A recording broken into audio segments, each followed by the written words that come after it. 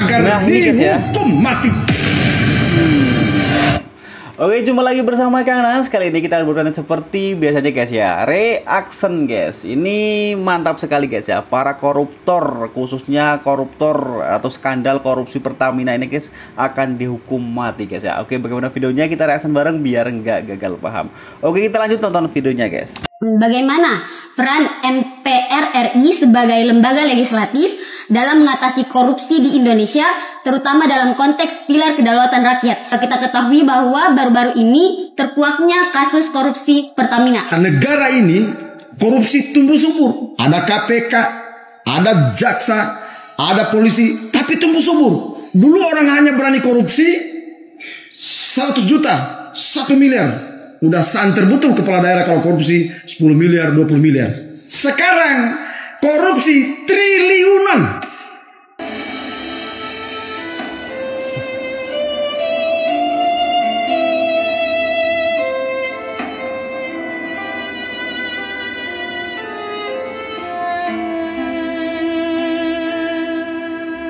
Berlomba-lomba menuju triliunan. Ada yang korupsi 100 triliun, ada yang korupsi 271 triliun. Sekarang ini korupsi Pertamina 950 triliun. Jadi hebat kan? Sesungguhnya berarti kita kaya. Tapi koruptor-koruptor ini memang masih menggerogoti kita. Tapi kalau ditangkap, coba lihat itu, benci sekali saya itu sama si yang ditangkap kemarin itu, Direktur Patraniaga itu. Mukanya ya. Coba lihat mukanya itu.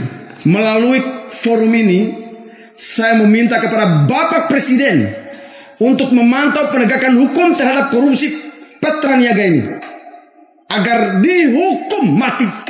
Nah, itu guys, sepakat sekali guys ya apa yang dikatakan si bapaknya ini guys ya, selaku MPR RI ini guys ya, untuk dihukum mati para koruptor ini guys ya. Saya sepakat sekali guys ya. Kalau kalian sepakat ya guys.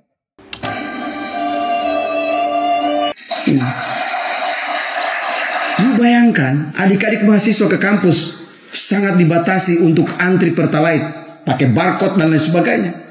Tapi para pencuri-pencuri itu mengoplos Pertalite, dirubahnya menjadi Pertamax. Kemudian mereka makan uangnya dan keluarganya sendiri. Lalu kita hanya mendapatkan motor-motor yang mogok. Jadi kalau adik-adik mahasiswa segini motor-motornya udah batuk-batuk, berarti kamu korban dari direktur penjahat itu ya. Jadi sudah benar kalian sumpah serapah kalau perlu. Saya itu doakan mudah-mudahan orang itu cepat betul-betul divonis mati itu. Kurang ajar sekali. Coba lihat mukanya. Coba ingat-ingat itu di TikTok, di Facebook. Coba lihat, ingat-ingat mukanya. Tidak usah lihat mukanya sekarang. Ingat-ingat saja. Benci sekali saya rasa. Pakai kacamata, jenggotan lagi. Bikin malu. Saya juga yang berjenggot ini stres. Makanya saya kemarin itu sangat tegas. Malam ditangkap, siangnya kita panggil, DPD panggil. Dan satu yang saya hantam adalah itu. Jadi mohon izin Pak Dirut, ini sekedar kita berdiskusi. Sebetulnya yang perlu kita benahi di sini adalah, saya pikir langkah-langkah yang harus kita bangun adalah bagaimana meningkatkan kualitas internal kita dulu. Jangan korupsi dulu.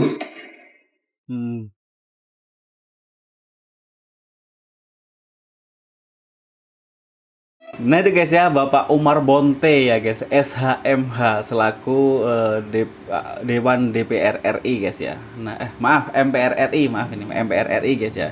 Jadi mengungkapkan itu semua guys. Untuk Pak Presiden Prabowo ya diminta untuk menghukum mati para koruptor-koruptor Pertamina ini guys ya. Kalau kalian setuju gak guys ya? Kalau setuju bisa komen di kolom komentar. Oke, kita lanjut tonton video berikutnya guys. Nah ini guys ya, Pak Prabowo tidak kompromi dengan korupsi, alhasil mega korupsi Pertamina diungkap. Wah ini mantap guys. Mungkin saya akan cek kembali anggaran. Saya akan sisihkan anggaran khusus untuk pemberantasan dan pengejaran koruptor-koruptor ini. Kalaupun dia lari ke Antartika, aku kirim pasukan khusus untuk nyari mereka di Antartika. Presiden Prabowo Subianto menyatakan bahwa dia tidak akan kompromi kepada koruptor. Dia akan menyediakan anggaran khusus untuk mengejar koruptor sekalipun ke Antartika. Luar biasa. Alhasil, pada awal tahun ini, Presiden Prabowo Subianto berhasil membongkar mega korupsi di Pertamina. Tak tanggung-tanggung korupsinya, dalam waktu hanya 5 tahun nilai korupsinya 1.000 triliun. Tak tanggung-tanggung, hampir separuh dari APBN setiap tahun. Luar biasa, hebat Pak Prabowo. Nah, betul sekali, Pak Prabowo pencen ya. Hebat guys ya, memang hebat Pak Prabowo ini guys. Dia sudah mengungkap ya kasus-kasus besar guys ya, terutama di Pertamina ini guys, kasus korupsi Pertamina ini guys ya, selama 200 hari kepemimpinan Pak Prabowo ini guys ya, luar biasa sekali. Ya semoga saja selanjutnya untuk kepemimpinan Pak Prabowo ini bisa mengungkap kasus-kasus ya, skandal yang lebih besar lagi ini guys ya, supaya Indonesia ini bersih guys ya. Oke, bagaimana pendapat kalian bisa komen di kolom komentar. Oke, lanjut tonton video berikutnya guys. Nah, ini guys ya. Pernah berpikir mengapa para tersangka berani melakukan operasi gila seperti ini? Semua pelaku kasus Pertamina Patraniaga dalam BAP mengaku mengikuti arahan dan dijamin keamanannya oleh Boy Thohir dengan bantuan Menteri BUMN Erick Thohir. Pengakuan ini juga didukung dari hasil penggeledahan rumah Riza Khalid, ayah salah satu tersangka. Kejagung berhasil mengumpulkan barang bukti termasuk catatan keuangan dan dokumen yang menyatakan keterlibatan Boy Thohir dan beberapa tokoh berpengaruh lainnya. Jaringan terorganisir Erick Thohir berperan untuk menjamin keamanan operasi Patraniaga dengan mengikutkan Karyoto, Kapolda Metro Jaya, dan mantan Deputi Penindakan KPK. Sementara itu, Erick juga membawa Boy Thohir dan Riza Khalid untuk mengelola operasional impor dan oplos BBM yang dilakukan melalui anak Riza, Carrie Adrianto. Operasi ini juga memiliki narah hubung, yaitu Arya Sinulinga Stafsus BUMN dan tangan kanan Erick dan Boy Thohir serta 2 juru kirim Hussein. Uang hasil tipu daya berdasarkan bukti catatan dan dokumen hasil penggeledahan rumah Riza Khalid. Nah ini guys ya, berawal dari rumah Riza Khalid guys ya, akhirnya siapa saja di belakang atau di balik layar korupsi Pertamina ini guys ya, terungkap ya. Termasuk tadi Boy Thohir, Erick Thohir ya, sama si Kapolda Metro Jaya itu siapa, si siapa tadi namanya. Ya itulah intinya, terungkap semua guys ya. Ini luar biasa sekali nih guys ya. Mantap pokoknya Pak Prabowo guys ya. Oke, bagaimana pendapat kalian bisa komen di kolom komentar. Oke, kita lanjut tonton video berikutnya. Nah, ini guys ya. Ahok siap bantu Kejagung bongkar korupsi Pertamina, ancam putar rekaman rapat. Ahok nggak jadi dirut, jadinya malah komisaris. Makanya kenapa orang takut saya jadi dirut, demo-demo. Kenapa saya dikurung, tidak boleh jadi dirut. Janjikan saya jadi dirut untuk membereskan. Makanya saya hanya bisa melakukan sebatas bisa saya awasi. Saya boleh keluar dari sini, tapi catatan yang saya punya, kalau rezim betul-betul mau membereskan negeri ini dari korupsi di migas dan Pertamina, saya berani jamin saya dengan data ini akan penjarakan kalian semua. Logikanya gini nih, kalau memang beneran Ahok terlibat, pasti Ahok berada di pemerintahan supaya lebih aman, supaya ada jaminan, supaya ada backing yang kuat biar dia nggak terseret dalam kasus ini. Yang kedua, ngapain Ahok cuap-cuap, speak up di publik, dia bilang dia siap membantu Kejagung untuk menuntaskan kasus korupsi di Pertamina. Tapi Ahok minta sidangnya terbuka, supaya masyarakat tahu, publik tahu, supaya tidak ada main belakang di persidangan.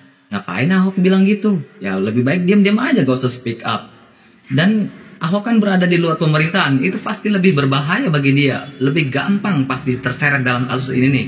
Nah ini guys ya, ini menyayangkan guys ya. Seharusnya kata mas-masnya tadi Ahok gak usah ikut ngomong guys ya, atau ikut bicara guys ya. Tapi kalau memang Ahok benar ya, demi kebenaran atau demi tegaknya hukum di Indonesia yang bersih ya guys ya, akhirnya Ahok Jadi ikut-ikutan seperti itu guys ya. Semoga saja apa yang dikatakan Ahok ini sesuai fakta ya guys ya. Oke, bagaimana pendapat kalian bisa komen di kolom komentar. Oke, kita lanjut tonton video berikutnya guys.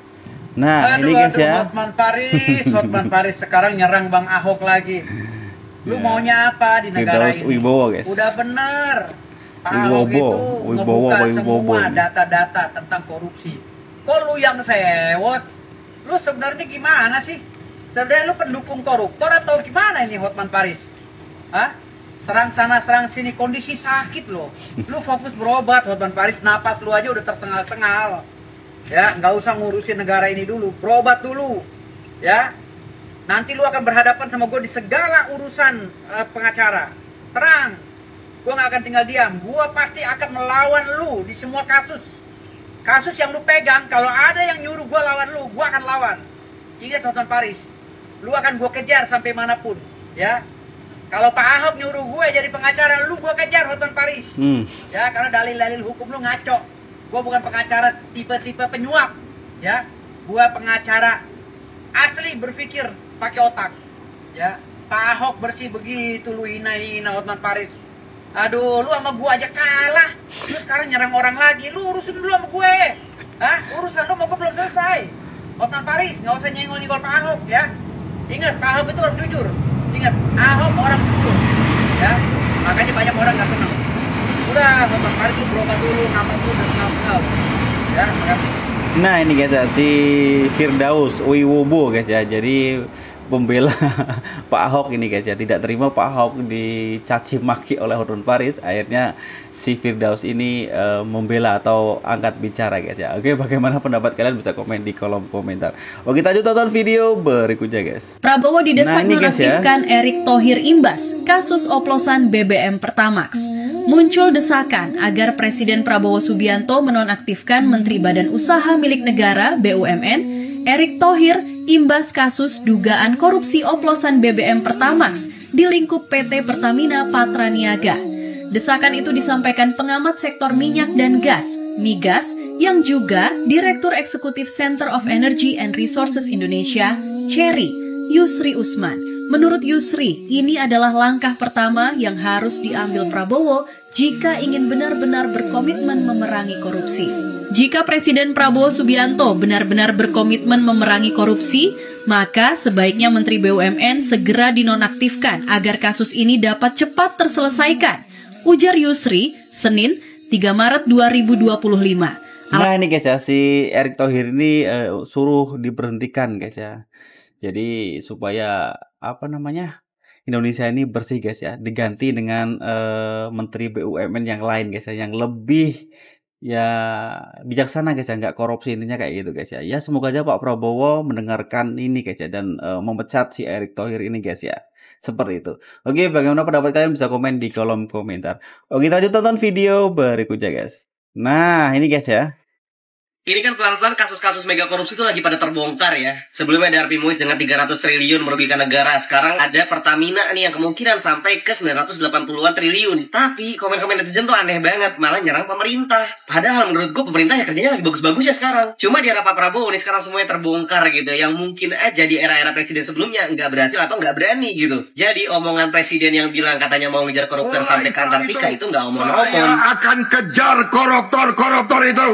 Bila perlu sampai ke Antartika. Terus juga waktu presiden bilang katanya selepas dari 100 hari siap-siap aja kalau misalnya nggak pada mau tobat. Ya ternyata benar juga gitu, pada kebongkar semua nih. Oh di sini saya sudah mulai ngerti. Oh di sini sudah mulai ngerti ya. Oh di sini saya sudah mulai ngerti. Oh di sini saya sudah mulai ngerti. Fokusnya ke siapa, targetnya juga langsung kena. Yang senang impor dan tidak mau diganggu impornya. Baik itu minyak, baik itu LPG, ya ini mau saya ganggu. Akan saya bisikin aja, di sana ada yang main-main. Akan saya bisikin aja, di sana ada yang main-main. Nah sekarang yang harus dikawal itu adalah yudikatifnya. Jangan sampai tuntutan, vonis dan sebagainya itu malah aneh, nggak sesuai sama kemauan masyarakat gitu. Dan setahu gue juga pemerintah sekarang lagi menggodok nih undang-undang yang memungkinkan adanya hukuman mati untuk para koruptor. Jadi ya lagi menyala banget lah menurut gue pemerintahan dari Pak Prabowo sekarang.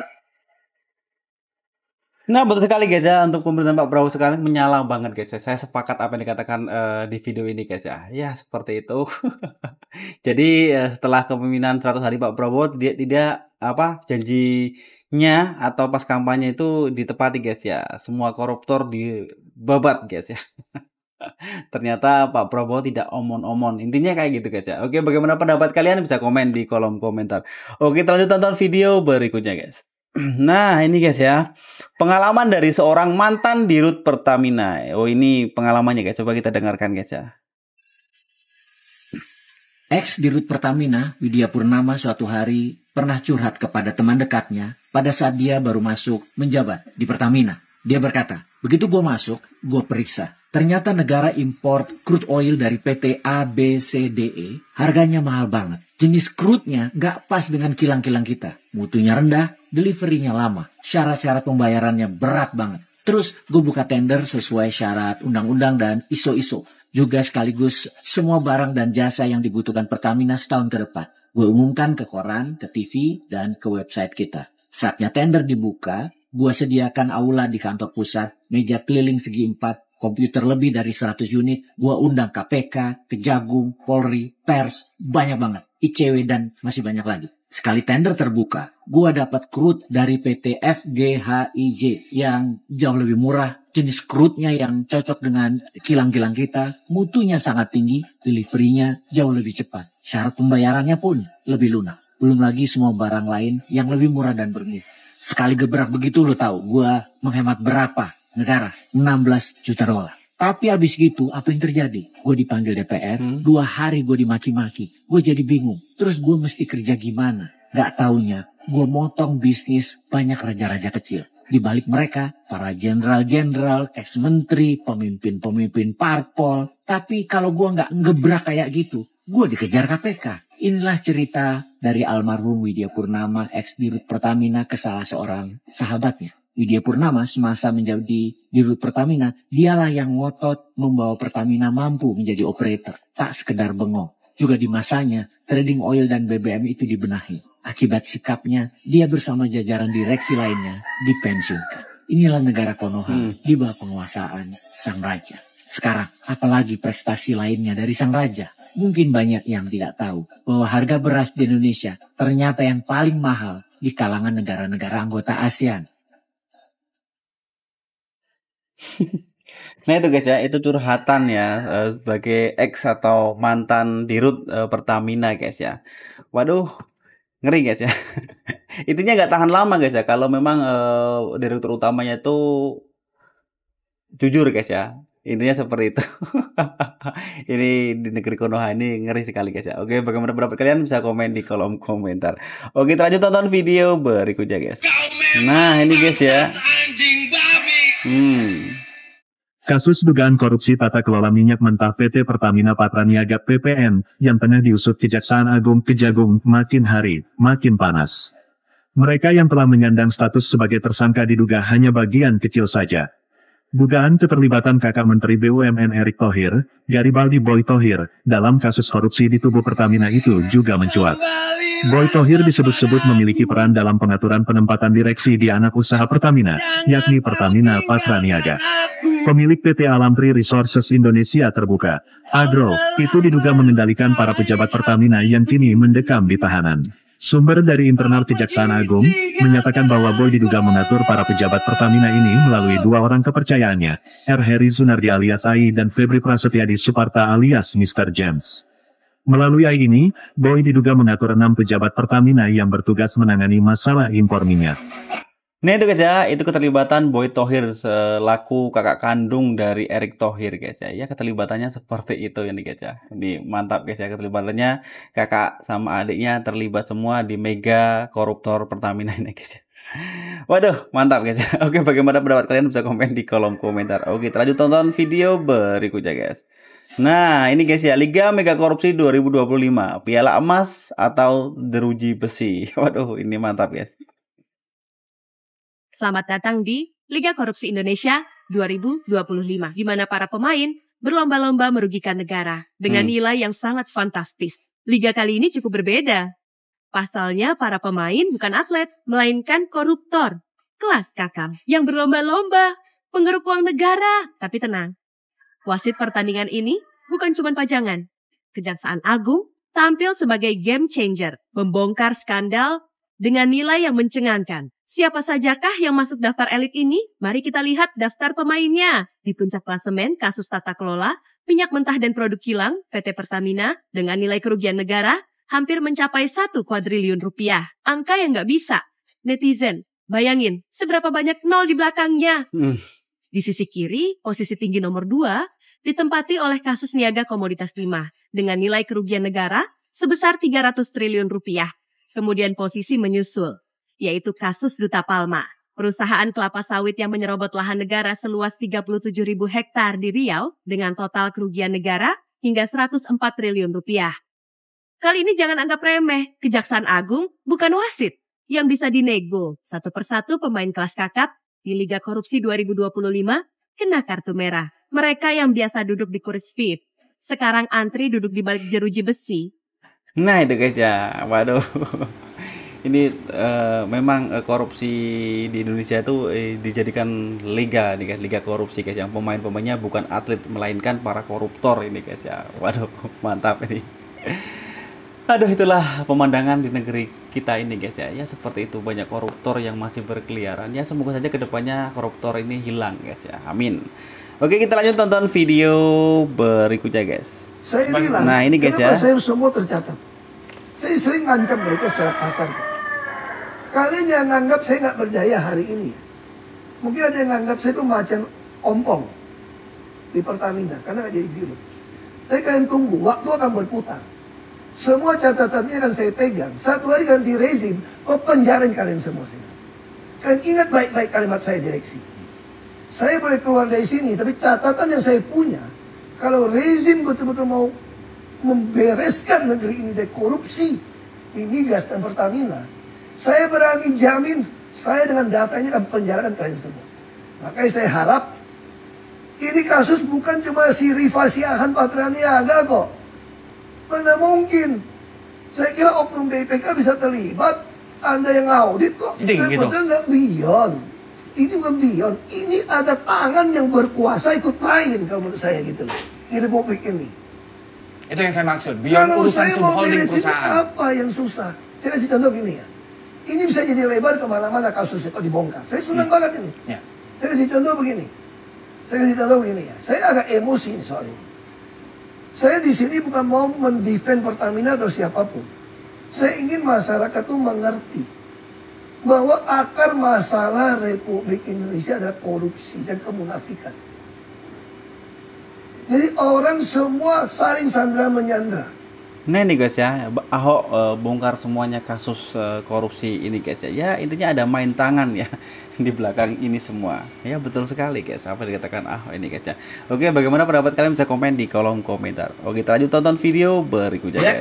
Nah ini guys ya, Simon Alesius Mantili secara terbuka menyampaikan permintaan maafnya pada masyarakat Indonesia atas kasus dugaan korupsi yang melibatkan 5 eksekutif dan 3 anak perusahaan Pertamina. Kasus ini terkait dengan impor minyak mentah dan produk kilang yang diduga menyebabkan kerugian negara hingga 12 miliar US dollar atau sekitar 193,7 triliun. Dalam pernyataannya, Simon Alesius Mantili berkomitmen untuk memperbaiki tata kelola perusahaan dan meningkatkan transparansi guna mencegah terulangnya kasus serupa dan terjadi lagi di masa mendatang. Nah itu guys ya, selaku direktur utama Simon ini meminta maaf pada rakyat Indonesia guys ya, atas korupsi yang sudah terjadi di Pertamina ini guys ya. Intinya si Simon ini gentleman guys ya, selaku dirut atau direktur utama guys ya.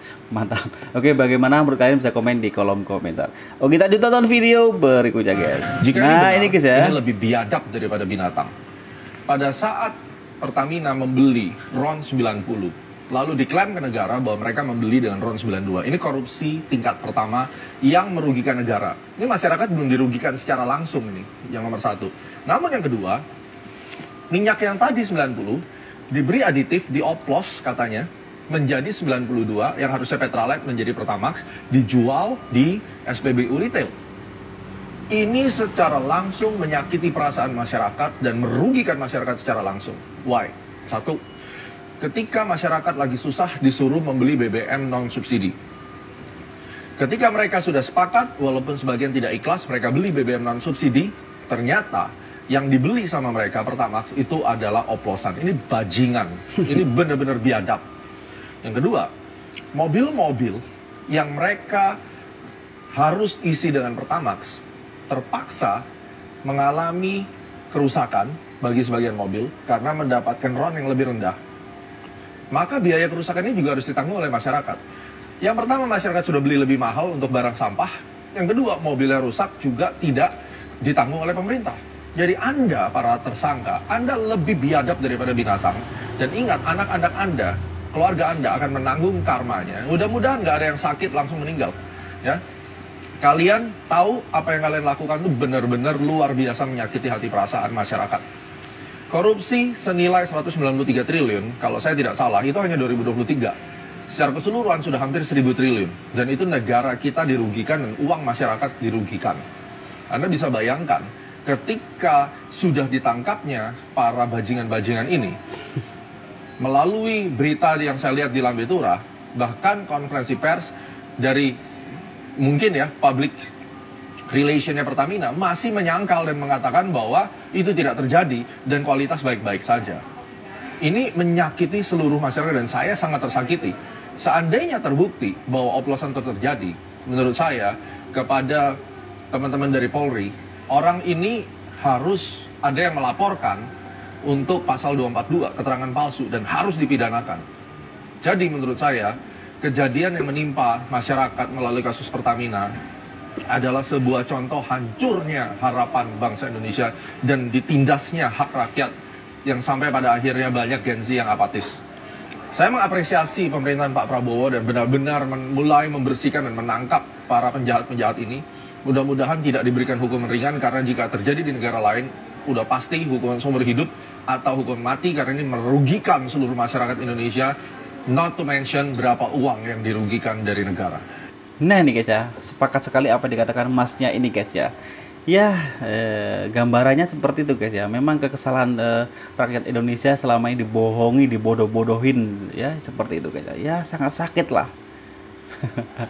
Ini harapannya ya Pak Prabowo terus bersih-bersih guys ya, biar tidak merugikan seluruh masyarakat atau rakyat Indonesia guys ya. Oke, bagaimana pendapat kalian bisa komen di kolom komentar. Oke, lanjut tonton video berikutnya guys. Bener-bener miris kalau ya, emang beneran kejadian. Lagi rame-ramenya masalah Pertamina yang korupsi, ngoplos Pertamax pakai Pertalite, mobil dinas Prabowo malah ketahuan ngisi BBM di Shell. Kok bisa? Nih gue ceritain. Jadi di tengah skandal korupsi Pertamina, viral video maung MV3 Garuda Limousine, yaitu mobil kepresidenan Prabowo yang lagi isi BBM di SPBU swasta, bukan di Pertamina. Netizen langsung heboh, banyak yang mempertanyakan kenapa mobil kepresidenan gak pakai BBM dari perusahaan negara. Tapi menurut Hasan Nasbi, kepala PCO, video ini rekaman lama dan saat itu mobilnya belum resmi jadi kendaraan kepresidenan. Kalau menurut lu gimana? Apa dari lama presiden udah tahu kualitas yang bagus yang mana, yang jelek yang mana? Coba komen di bawah ya. Ya masuk akal juga guys ya. Mungkin dari awal ya pemerintah tahu mana yang jelek, kualitas yang jelek, mana yang bagus, intinya kayak gitu guys ya. Kenapa mobil Pak Prabowo ini sebagai dinas kepresidenan ini malah beli ya Pertamina atau BBM di swasta ya guys ya. Intinya kayak gitu guys ya. Oke, bagaimana pendapat kalian bisa komen di kolom komentar. Oke, lanjut tonton video berikutnya guys. Akhirnya, nah ini guys ya, Pertamina meminta maaf kepada masyarakat. Dirinya mengatakan kami akan membenahi diri. Dia mengakui ada beberapa hal yang dilakukan Pertamina melukai hati rakyat. Oleh karena itu dia berjanji untuk terus membenahi Pertamina agar sesuai dengan keinginan rakyat. Dia menyampaikan masih banyak pegawai Pertamina yang baik. Dia menyebut pegawai-pegawai itu berjiwa merah putih. Iya, kami percaya pegawai PT Pertamina baik-baik orangnya, apalagi karyawan di level bawah. Oh, baik orangnya. Yang gak baik itu kan yang di atasnya. Dan yang gak baik itu kami sebut oknum. Iya, oknum. Oknum yang memakan duit rakyat sebesar 968,5 triliun. Bayangkan kalau misalkan duit sebanyak itu dibagikan kepada masyarakat, bisa pada makmur tuh rakyat. Bukan hanya itu, jika lu punya 968,5 triliun ya, misalkan dibelikan kerupuk nih, bisa kebeli 96,85 miliar bungkus kerupuk. Jika dibagi-bagi ke rakyat, bisa terbang semua tuh rakyat. Satu hal lagi, oke lah, maaf lu gua terima, rakyat terima. Tapi dengan satu syarat, balikin tuh duit rakyat gimana pun caranya. Wah, setuju sekali guys ya, apa dikatakan masnya nih guys ya, balikin uang rakyat ya. Apakah mau guys ya sebagai direktur utama untuk mengembalikan uang rakyat yang dikorupsi ini guys ya? Oke, silahkan komen di kolom komentar. Oke, kita lanjut tonton video berikutnya guys.